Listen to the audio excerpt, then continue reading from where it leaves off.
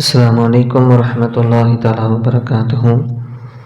أعوذ بالله من الشيطان الرجيم. بسم الله الرحمن الرحيم. சூரா அல் பக்ரா 265வது ஆயத்திலிருந்து, எவர்கள் தங்கள் பொருள்களை அல்லாஹ்வுடைய திருப்பொருத்தத்தை நாடியும் தங்கள் உள்ளங்களில் இறை நம்பிக்கையை உறுதிப்படுத்துவதற்காகவும் செலவு செய்கிறார்களோ அவருடைய தர்மத்திற்கு உதாரணம் உயர்ந்த பூமியாகிய மலை மீதுள்ள ஒரு தோட்டத்தை ஒத்திருக்கிறது. அதில் ஒரு பெரும் மழை பெய்தால் 2 மடங்கு பலனை தருகிறது. பெரும் மழை பொய்யாவிட்டாலும் சிறு தூறலே அதற்கு போதுமானது. மேலும் அல்லாஹ் நீங்கள் செய்பவற்றை உற்று நோக்குபவன் ஆவான். அல்லாஹ் எவ்வளோ அழகான உதாரணம் சொல்கிறான் பாருங்க. நம்ம கொல்லிமலைக்கு போயிருந்தோம். அங்கே இந்த ஏலக்காய் செடி நிறையா. அதில் அவங்க சொன்னாங்க, இதுக்கெல்லாம் தண்ணி இப்படியெல்லாம் போகுது, எப்படிங்க ஓடும், எப்படி பாய்ச்சிங்க, தண்ணியே தேவையில்லைங்கன்ட்டாங்க. அந்த தோட்டத்துக்காரன் சொல்கிறாங்க, தண்ணி எதுக்குங்க பாய் அப்படிங்கிறாங்க. செடியை நட்டு வச்சிங்கன்னா போதும். அந்த மேகம் இப்படி கீழாப்பில் போதும், அந்த மேக தண்ணியை அதுக்கே போதுமானதான். அந்த பனியிலேயே இதுங்கெல்லாம் வளர்ந்துடும். நல்லா சொல்கிறோம். நீங்கள் செய்கிற தர்மம் இதே மாதிரி தான். அதுக்கு நீங்கள் என்ன செய்ய தேவையில்லை, ஒரு நட்டு வச்ச செடி மாதிரி அது பலன் கொடுத்து கொண்டே இருக்கும். அதாவது மழை பெஞ்சிட்டா டபுள் மடங்கு, மழை பெய்யலைன்னா நீங்கள் தண்ணியை பற்றி கவலைப்பட தேவையில்லை. அந்த ஈரப்பதம், அந்த மேகம் அடிக்கடி இந்த இடத்துக்கு வந்துட்டு போகிற அந்த ஈரப்பதத்துலேயே அது வந்துடும் அப்படிங்கிறாங்க.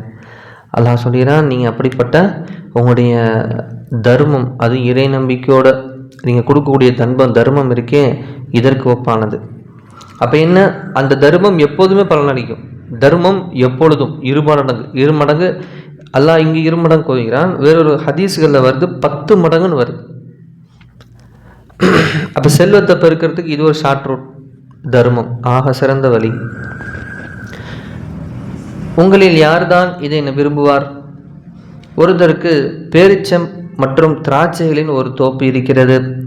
அதில் நீரருவிகள் தொடர்ந்து ஓடிக்கொண்டிருக்கின்றன. அதிலிருந்து எல்லா வகை கனிவருகங்களும் அவருக்கு கிடைக்கின்றன. முதுமை அவரை அடைந்தது. சம்பாதிக்க இயலாத பல சிறு குழந்தைகளும் அவருக்கு இருக்கின்றனர். இந்த நிலைமையில் நெருப்புடன் கூடிய புயல் காற்று அடித்து அதை எரித்து விட்டது. இத்தகைய நிலைமையை யார்தான் விரும்புவார்? நீங்கள் ஆராய்ந்து நல்லுணர்ச்சி பெறுவதற்காக அல்லாஹ் தன் வசனங்களை உங்களுக்கு உதாரணங்களை கொண்டு இப்படி தெளிவுபடுத்துகிறான். யாரும் விரும்ப மாட்டாங்க. இப்படி ஒரு தோட்டம் இருந்து எரிஞ்சு போகிறத யாரும் விரும்ப மாட்டாங்க. நம்பிக்கையாளர்களே, தர்மம் செய்ய கருதினால் நீங்கள் சம்பாதித்தவற்றிலிருந்தும் நாம் உங்களுக்கு பூமியிலிருந்து வெளியாக்கிய தானியம், கனிவர்க்கம் ஆகியவற்றிருந்தும் நல்லவற்றையே தர்மமாக செலவு செய்யுங்கள். சரியான விஷயம் வருது பாருங்களேன். நல்லவற்றையே தர்மமாக செலவு செய்யுங்கள். அவற்றில் கெட்டவற்றை கொடுக்க விரும்பாதீர்கள். ஏனென்றால் கெட்டுப்போன பொருள்களை உங்களுக்கு ஒருவர் கொடுத்தால் அவற்றை நீங்கள் வெறுப்புடன் கண்மூடியவர்களாகவே தவிர வாங்கி கொள்ள மாட்டீர்கள். ஆகவே நீங்கள் விரும்பாத பொருள்களை பிறருக்கு தர்மமாக கொடுக்காதீர்கள். நிச்சயமாக அல்லாஹ் எத்தேவையும் மற்றவன், மிக்க புகழுடையவன் என்பதையும் நீங்கள் உறுதியாக அறிந்து கொள்ளுங்கள். பாருங்க, மேலே ஒரு இடத்துல அல்லாஹ் சொல்ல பாருங்க. அப்போ பூமியிலிருந்து வெளியாகக்கூடிய தானியம், கனிவர்க்கத்திலிருந்து ஒரு கணக்கு இருக்குது. நமக்கு 8ல் ஒரு பங்கு. வானம் பார்த்த பூமி அப்படின்னா ஒரு கணக்கு. அப்படியே 6 ஓடுதுங்க, 6லேருந்து ஒரு வாக்கியா பிரிஞ்சு போய் நம்ம தண்ணி எடுத்துக்கிறோம்னா அதுக்கு ஒரு கணக்கு. போர் போட்டு எடுக்கிறோம்னா அதுக்கு ஒரு கணக்கு. 8லேருந்து 10லேருந்து அப்படியே குறைஞ்சு வரும். தண்ணி இலகுவாக கிடைக்கிறத பொறுத்து அந்த பங்கு குறைஞ்சி வரும். அத்தனை மடங்கு அந்த பல வகைகளை அப்படியே தர்மம் செஞ்சிடலாம். ஏழைகளுக்கு பங்கு இருந்து கொடுக்கலாம், அல்லது அதோடைய அன்னைக்கு மதிப்பை அப்படி அவங்களுக்கு தர்மம் செய்யலாம். அப்போ நம்ம விவசாயம் செய்வதிலும் தர்மம் செய்ய வேண்டிய ஒரு கட்டாயம் இருக்குது. கெட்டதை கொடுத்துடாதீங்க. நம்ம ஷேக் ஒருத்தவங்க பீக்கில் இருக்காங்க. அவங்க பார்த்திங்கன்னா பெரிய அவங்களுக்கு பெரிய மால் கொடுத்துருந்தான். உப்பு மலை அப்படியே கட்டியே உப்பு அதில் படித்து வந்துக்கிட்டே இருக்கும். வெட்டியாக சுத்தப்படுத்தி எக்ஸ்போர்ட் பண்ணிக்கிட்டே இருக்கிறது தான் அவங்க வேலையை. பெரிய அவங்களுக்கு மால் கொடுத்துருந்தான். அது மாதிரி 4 மலைகளுக்கு மத்தியில் தான் அவங்களுடைய இடத்தையும் அமைச்சிருந்தாங்க. அவங்க சொந்தமாக மதரசா, ஹான்கா எல்லாமே வச்சுருந்தாங்க. பெரிய யூனிவர்சிட்டி மாதிரி ஒரு தனி ராஜ்யமே செய்யக்கூடிய அளவுக்கு வச்சுருந்தாங்க. அப்போ அவருடைய நண்பர் ஒருத்தட்ட சொன்னாங்க, நீங்கள் எதை கொண்டு ஜக்காத்தை கொடுக்குறீங்க அப்படின்னு அவங்க நண்பர் அவங்க வட்டாரத்தில் பேசிகிட்டு இருக்கும்போது சொன்னாங்க. நான் நீ ஏன் இந்த மாதிரி வர ஹலால்ல இருந்து ஜக்காத்து கொடுக்குறீங்க? அவரு சொல்றாரு, நான் எதுலையோ போட்டு வட்டியில் வரக்கூடிய ஒரு பிஸ்னஸில் அந்த வட்டி பணமே கோடியில் வருது, அதை அப்படியே நான் பயங்கரமாக பிரித்து கொடுத்துக்கிட்டே இருக்கேன் அப்படின்னாரா. இவர் நண்பர், இந்த ஹஜரத்துடைய நண்பர், அவங்களும் பெரிய செல்வந்தர். அவங்க சொன்னாங்களா, நாய்கறி யாருன்னா அவன்கிட்ட கொடுத்துட்டா நீ சாப்பிடுவீங்க அப்படின்னு கேட்டாங்களாம். நாய்கறி ஒருத்தவங்க விருப்பமாக கொடுக்குறாங்க, சாப்பிடுவீங்களா? அது எப்படி சாப்பிடுவாங்க? நீங்கள் அதை தான் செய்கிறீங்க. அல்லாஹ் நல்லதை தர்மம் செய்யணும்னு சொல்கிறான். இந்த குர்ஆன் ஆயத்து தான். நீங்கள் என்ன செய்கிறீங்க? கெட்டதை தர்மம் செய்கிறீங்க. உங்களுக்கு எது நீங்கள் விரும்பல நினைக்கிறீங்களோ அதை தர்மம் செய்கிறீங்க. அப்போ அதுக்காகவே நீங்கள் அதை விதைக்கிறீங்க. இது எப்படி அல்லாஹ் ஏற்றுக்கும் அப்படின்னு சொன்னோடனே அதுலேருந்து அவர் அந்த பிஸ்னஸே விட்டுட்டார். அப்போ அந்த வட்டி இந்த அல்லாஹ் எதெல்லாம் வெறுத்துட்டானோ அந்த பிஸ்னஸ்லாம் விட்டுட்டு ஹலால்ல இருந்து கொடுக்க ஆரம்பிச்சிட்டார். அதான் பாருங்க, நல்லதில் செலவு செய்யுங்க, கெட்டதை தர்மம் கொடுக்காதீங்க. ஏன்னு கேட்டால், ஒரு கெட்டதை உங்கள்கிட்ட கொடுத்தா நீங்கள் எப்படி கண்மூடியவர்களாக தவிர்த்து தான் வாங்குவீங்க. வாங்கினாலும் என்னடா இதை கொடுக்குறாங்கன்னு கஷ்டப்பட்டு தான் வாங்குவீங்க. அதுபோல் அவங்களுக்கு ஒரு சிரமம் இருக்குது. நீங்கள் தர்மம் செய்தால் ஷைத்தான் உங்களுக்கு வறுமையை கொண்டு பயங்காட்டி மானக்கேடான கஞ்சத்தனத்தை செய்யும்படி உங்களை தூண்டுவான். நீங்கள் தர்மம் செய்தால் ஷைத்தான் என்ன சொல்லுவான்னா, என்னப்பா இந்த காசு அங்கே கொடுத்துட்டியே, நீ வச்சிருந்தீன்னு சொன்னால் உனக்கு இந்நேரம் என்ன இருக்கும்? பெட்ரோலுக்கு ஆயிருக்குமே. அதெல்லாம் மனிதனுடைய உள்ளத்தை அப்படியே அலசி பார்க்குறாங்கிறது இதுலேருந்து தெரியுது. கொடுத்துட்டா என்ன வந்துடும். அப்போ என்ன நீ இப்படி கொடுத்துட்டியான்னு மனசில் போட்டு சங்கடத்தை உண்டாக்குவான். முக்கியமாக என்ன சொல்லுவான்னா, கஞ்சத்தனத்தை உருவாக்கான். நீ என்ன பண்ணுவா, உனக்கு வருமா வந்துடாதா அப்படின்னு சொல்லுவானா, உங்களை தூண்டுவான். ஆனால் அல்லாஹுவோ, நீங்கள் தர்மம் செய்தால் அவன் கஞ்சத்தனத்தை மனசில் போடுவான். ஆனால் ஒருவேளை நீ காசை வெளியாக்கிட்டு என்ன நடக்கும்?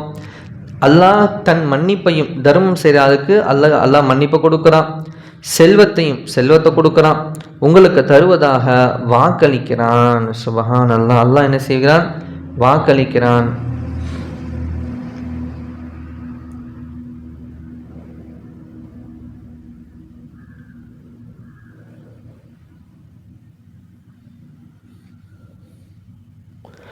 அஷைத்தானி ஐதுக்குமுல் ஃபக்ர் வயஅமுருக்கும் பில் ஃபஷா. மானக்கேடானதையும் ஃபக்கரையும் ஏழ்மையும் உங்களுக்கு என்ன செய்கிறான்? வாக்களிக்கிறான். வல்லாஹு யஐதுக்குமுல் மஃபிரா, மன்னிப்பையும், மின்ஹு வஃபதுலன், ஃபதுலன்னா சிறப்பு, செல்வம், எதுவுமே வச்சுக்கலாம். அல்லாஹ் அந்த ரெண்டையும் உங்களுக்கு. வல்லாஹு வாசியும் அலீம், அல்லாஹ் வழங்குவதில் மிக விசாலமானவன், நன்கறிந்தவன் ஆவான். சுபஹான் அல்லாஹ். அப்போ தர்மம், செல்வம் வேணும்னாலும் தர்மம் தான், மன்னிப்பு வேணும்னாலும் தர்மம் தான். அல்லாஹ் தான் விரும்பியவர்களுக்கு ஹிக்மா என்னும் ஞானம் நுண்ணறிவை கொடுக்கின்றான். யுஅத்தில் ஹிக்மத மை யஷாஉ, அல்லாஹ் அந்த ஹிக்மத்தை, ஞானத்தை தான் விரும்பிய நல்லடியார்களுக்கு மட்டும்தான் தருகிறான். ஏன்னா அந்த ஹிக்மத்தை எங்களுக்கும் தந்தல் புரிவாயா அல்லாஹ். இது செல்வம், உங்களுக்கு ஒரு பெரும் பதவி கிடைப்பதை விட ஆக சிறந்தது ஹிக்மா. ஹிக்மா, அப்படி அல்லாஹ் ஒருத்தவங்களுக்கு ஞானத்தை கொடுத்துட்டா அந்த கல்வியின் அளவு, அதோடைய பாக்கியம் இப்படி இருக்கும். ஃபகத் ஊத்திய ஹைரன் கசீரன், அவர்களுக்கு பல நன்மைகளை அல்லாஹ் கொடுத்ததற்கு சமம். ஒரு ஹிக்மா கிடைக்கிறதுக்கே அவர் நிச்சயமாக பல நன்மைகளை பெற்று விடுவார். ஒமா யத்தக்கரு இல்லா உலுல் அல்பாப், ஆனால் இந்த நுண்ணறிவு ஞானத்தை கொண்டு அறிவாளிகளை தவிர மற்றெவருமே உணர்வு பெற மாட்டார்கள். பாருங்க, இந்த ஹிக்மா தான் எல்லா நபிமார்களுடைய சொத்து. நபிமார்களுடைய சொத்தே ஹிக்மா தான். நீ எந்த நபி எடுத்துக்குங்க, அல்லாஹ் ஒரு சில நபிமாரில் தான் அரசாட்சியில் அரசில் உட்கார வச்சு அழகு பார்த்தான். மற்ற எல்லா நபியுமே அல்லாஹ் அடிப்படையான வாழ்க்கையில் தான் வாழ வச்சுருந்தான். ஆனால் அவங்க தேர்ந்தெடுத்துக்கிட்டாங்க. அவங்க சில நேரங்களில் இந்த உலகத்தை விட்டு ஒரு சாதாரண எளிய வாழ்க்கை, ஏழ்மையோ வறுமையோ போல எளிய வாழ்க்கையை தேர்ந்தெடுத்துக்கிட்டாங்க. ஏன்னா தன்னை பின்பற்றி ஒரு சமூகம் வரும்போது அதில் ஏழை பணக்காரர்கள் இருப்பாங்க. அப்போ ஒரு நபி பணக்காரராக மன்னர் மாதிரி வாழ்ந்துட்டு போயிட்டாங்கன்னா, நபியும் அப்படி தான் இருந்தாங்க, நாங்களும் அப்படி தான் இருக்குன்னு இவங்க தீனியை மாற்றிடுவாங்க. அதனால நம்ம நபி ஸல்லல்லாஹு அலைஹி வஸல்லம் அவங்களுக்குலாம் எளிமையோ கிடையாது.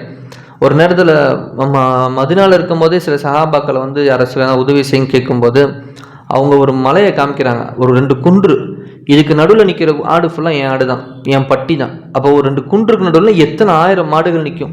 ஒரு ஆடு இன்னைக்கு 12,000, இன்னைக்கு வேல்யூ வைங்கண்ணா. அப்போ எத்தனையோ கோடிக்கணக்கான சொத்து அவங்களுக்கு. ஆனால் அது நம்சா சொல்கிறாங்க, அதில் உனக்கு விருப்பமான எடுத்துக்கங்க தோழர்ன்னு சொல்லி அமுச்சு விட்டுறாங்க. அதாவது இப்படி எடுத்துக்க அப்படி எடுத்துக்கங்க, உங்களுக்கு விருப்பம் நீங்கள் ஓட்டிக்கிட்டு போங்க, அதை பற்றி எனக்கு ஒன்றும் நல்லா எனக்கு பரக்கத்தை கொடுத்தோம். அப்படி ஒரு நபி தான் நம்ம நபி. என்ன சொல்லப்போனால் கத்ஜா ரலியல்லாஹு அவங்களுடைய செல்வம், அவங்களுடைய கணவர்மாருடைய ஒட்டுமொத்த செல்வம், பெரும் பெரும் செல்வம்லாம் இவங்களுக்கு தான் வந்து சேர்ந்துச்சு. ஆனால் எல்லாத்துக்கும் ஏழைகளுக்கு தர்மம் செய்வதிலும் அல்லாஹ்வுடைய வார்த்தைகளை மக்களை கொண்டு போய் சேர்ப்பதிலும் தன்னுடைய முழு செல்வத்தையும் செலவு செய்தார்கள். பெருமானார் ஸல்லல்லாஹு அலைஹி வஸல்லம் எளிமையை தேர்ந்தெடுத்து கொண்டார்கள். ஆனால் நபிசாசம் என்னல்ல, ஏழையோ வறுமையோ அவங்களுக்கு கிடையாது, எளிமையை தேர்ந்தெடுத்து கொண்ட நபர் தான் நபிசாஸ்லாம் அவங்க. ஏன்னா உம்மத்துக்கு வழிகாட்டணுமே அப்படிங்கிற ஒரு பெரிய நோக்கம்தான். அப்போ இங்கே என்ன விளங்குது, அல்லாஹ் யோத்தில ஹிக்மத் மையஷா, அல்லாஹ் யாருக்கு ஞானத்தை கொடுக்குறானோ அந்த ஞானம்தான் பெரிய விஷயமே தவிர மற்ற எல்லாமே இங்கே பெரிய விஷயம் கிடையாது. ஒமை யோத்தில ஹிக்மத்தை ஃபக்கது ஊத்திய ஹைரன் கசீரா, அந்த ஞானம் கொடுக்கப்பட்ட நபர் தான் எல்லா நலவுகளையும் கொடுக்கப்பட்ட நபர்கள். நிச்சயமாக இதுக்கு நம்ம அந்த தஃப்சீரை கண்டிப்பாக படிப்போம். ரொம்ப அழகான சம்பவங்களும் நமக்கு வந்திருக்கும் இன்ஷா அல்லாஹ். அல்லாஹ் அப்படிப்பட்ட ஞானத்தை எங்களுக்கு கூடிய அல்லாஹ். பாருங்களேன், இந்த சப்ஜெக்டை படிக்கிறதுக்கே நம்ம எவ்வளோ குர்ஆனில் படிச்சுட்டோம் பார்த்தீங்களா. அப்போ இந்த முழுசாக படிச்சுட்டாலே ஹிக்மத்து அல்லாஹ்ட்ட கிடச்சி போயிடும். அல்லாஹ் அப்படிப்பட்ட அந்த ஹிக்மத்தை பெற செய்து, நல்ல தர்மத்தை செய்து, செல்வத்தையும் அல்லாஹ்வுடைய மன்னிப்பையும் பெறக்கூடியவர்களாக, அல்லாஹ்விடத்தில் இந்த ஹிக்மத்தை பெறக்கூடியவர்களாக, எல்லா நலவுகளையும் பெறக்கூடிய நல்லடியார்களாக, பெருமையற்ற நல்லடியார்களாக அல்லாஹ் எண்களையும் உங்களையும் ஆக்கி அருள் புரிவானாக. சுப்ஹானல்லாஹி பிஹம்திஹி, சுப்ஹானக்கல்லாஹும்ம பிஹம்திக, அஷ்ஹது அல்லா இலாஹா இல்லா அன்த, அஸ்தக்ஃபிருக வ அத்தூபு இலைக். ஆமீன். ஹைரி. சுப்ஹான ரப்பிக ரப்பில் இஸ்ஸத்தி அம்மா யசிஃபூன், வஸ்ஸலாமு அலல் முர்ஸலீன், வல்ஹம்துலில்லாஹி ரப்பில் ஆலமீன். ஸல்லல்லாஹு அலா முஹம்மது ஸல்லல்லாஹு அலைஹி வஸல்லம், ஸல்லல்லாஹு அலா முஹம்மது ஸல்லல்லாஹு அலைஹி வஸல்லம், ஸல்லல்லாஹு அலா முஹம்மது யா ரப்பி ஸல்லி அலைஹி வஸல்லம். அஸ்ஸலாமு அலைக்கும் வரஹ்மத்துல்லாஹி தஆலா வபரகாத்துஹு.